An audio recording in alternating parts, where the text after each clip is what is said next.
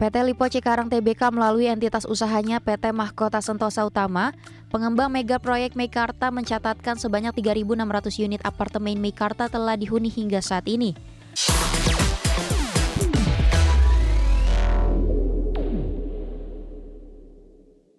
PT Lipo Cikarang Tbk melalui entitas usahanya PT Mahkota Sentosa Utama atau pengembang mega proyek Meikarta mencatatkan sebanyak 3.600 unit apartemen Meikarta telah dihuni hingga saat ini.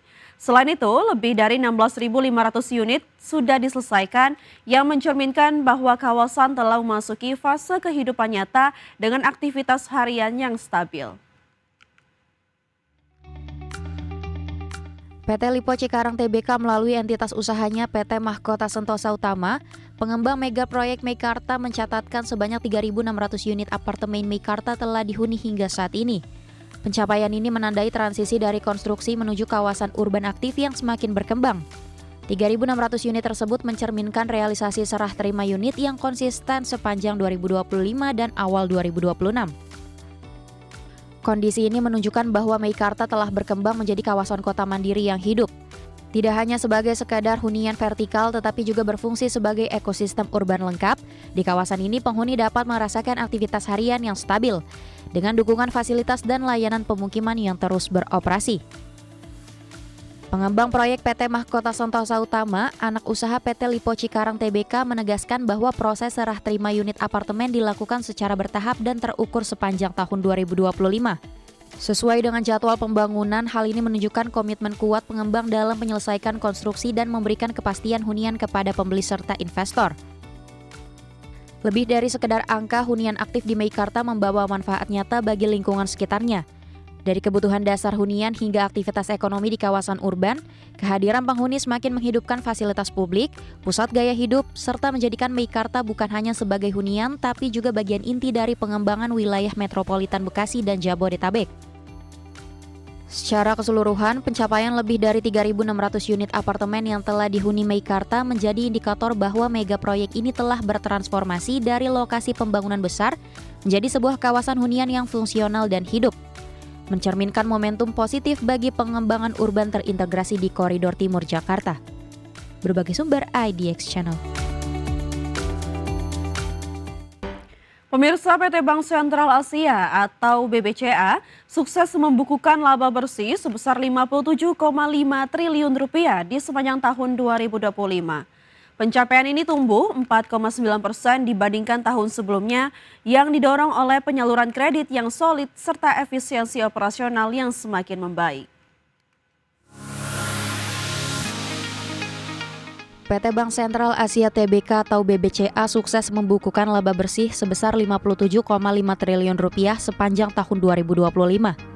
Presiden Direktur BCA Hendra Lembong menyatakan pertumbuhan laba perseroan ditopang oleh penyaluran kredit yang mencapai 993 triliun rupiah hingga Desember 2025. Sektor kredit usaha menjadi kontributor terbesar dengan capaian 756,5 triliun rupiah, disusul sektor konsumer yang didorong oleh pertumbuhan KPR dan kredit kendaraan bermotor. Selain pertumbuhan aset, BCA juga berhasil memperbaiki rasio loan at risk menjadi 4,8% serta menjaga risiko kredit bermasalah atau NPL di level aman 1,7%.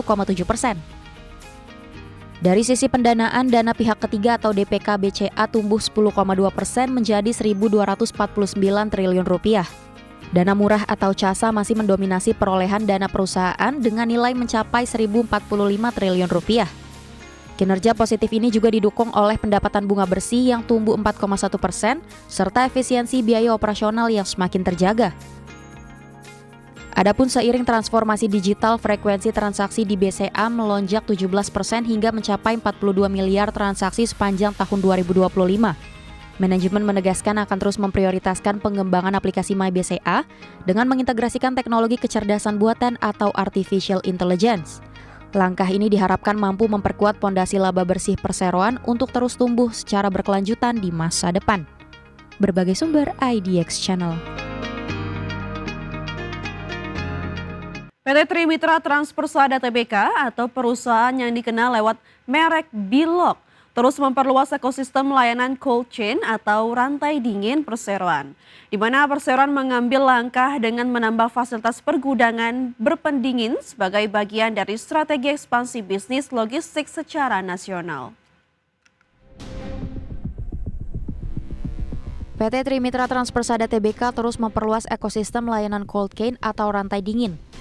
Hingga akhir tahun 2025, Bilog telah mengoperasikan sekitar 15 fasilitas cold storage sebagai bagian dari jaringan rantai dingin untuk mendukung kebutuhan penyimpanan berpendingin di berbagai wilayah, termasuk fasilitas terbaru di Bandung yang telah resmi beroperasi sejak Oktober lalu. Perluasan ini menjadi dasar penting untuk layanan suhu terkontrol yang semakin dibutuhkan pasar. Sebelumnya, langkah ekspansi ini didukung oleh hasil IPO Bilog pada Juli 2025. Di mana perseroan menghimpun dana sekitar 140,8 miliar rupiah yang sebagian besar dialokasikan untuk pembangunan gudang berpendingin di beberapa kota, seperti Tangerang, Pontianak, dan Makassar, serta penambahan armada logistik berpendingin bagian dari strategi memperkuat jaringan distribusi dan layanan end-to-end. Ekspansi fasilitas cold storage Bilog menunjukkan fokus strategis perusahaan menjawab permintaan pasar akan logistik berpendingin yang terus meningkat, terutama dari sektor makanan, farmasi, hingga baterai yang menuntut kontrol suhu ketat sepanjang rantai pasok. Dengan memperkuat cold storage dan integrasi armada, layanan Bilog semakin siap memberikan solusi logistik komprehensif di seluruh Indonesia. Sebagai perusahaan logistik terintegrasi yang kini bertransformasi bergerak dari layanan 2PL menjadi 3PL dengan dukungan infrastruktur pergudangan dan teknologi, Bilog memperkuat posisinya untuk menjawab kebutuhan pelanggan besar. Optimisme ekspansi cold chain ini sekaligus memperluas kapasitas layanan, memperkuat jaringan nasional, serta mendukung pertumbuhan pendapatan perusahaan dalam jangka menengah ke depan. Berbagai sumber IDX Channel. Pemirsa, kita beralih ke update IHSG pasca penutupan pertama pada sesi hari ini, di mana IHSG tercatat terkoreksi dalam di 7,34%. Di level 8.321,21. Adapun IHSG tadi pagi dibuka di level 8.393 dan sempat menyentuh titik tertinggi di level 8.596. 30 saham mengalami penguatan, 764 saham melemah dan 10 saham stagnan atau tidak bergerak. Dari pergerakan top losers pemirsa, atau maksud kami top gainers atau saham-saham mengalami penguatan tertinggi antara lain ada Kaki yang menguat di 18,75%, DFAM menguat di 20%, Wapo menguat di 19,15% dan SMIL menguat di 1,2%. Dari pergerakan top losers pemirsa atau saham-saham yang mengalami pelemahan terdalam ada dari sektor perbankan.